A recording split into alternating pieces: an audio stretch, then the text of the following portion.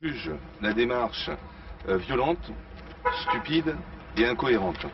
Tenir une conférence de presse sous l'œil des CRS, l'occasion était trop belle pour les responsables des associations de chômeurs. C'est au pied d'un immeuble occupé jusqu'à ce matin qu'ils ont fait connaître leurs nouvelles ambitions. Ces évacuations sont d'une certaine manière une nouvelle violence. Nous allons les dépasser en amplifiant notre lutte parce que nous sommes toujours aussi déterminés.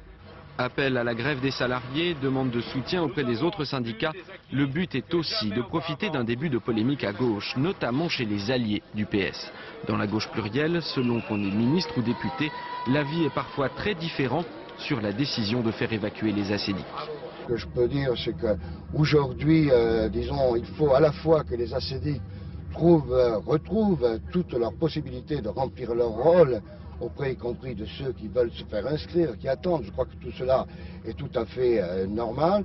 On utilise la force alors qu'il suffisait de poursuivre le dialogue, poursuivre la concertation. Je pense qu'il eût été mieux et plus conforme à ce qu'est une politique de gauche de poursuivre ce qui avait été engagé plutôt que d'envoyer les CRS. C'est quelque chose de lamentable puisque les réponses du gouvernement laissaient un espoir sur la forme. On avait reçu les associations de chômeurs, décevaient sur le fond.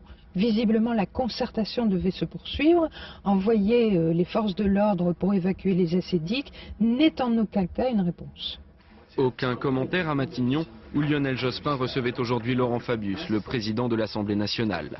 Une assemblée où la majorité parlementaire semble avoir de plus en plus de mal à éviter la cacophonie.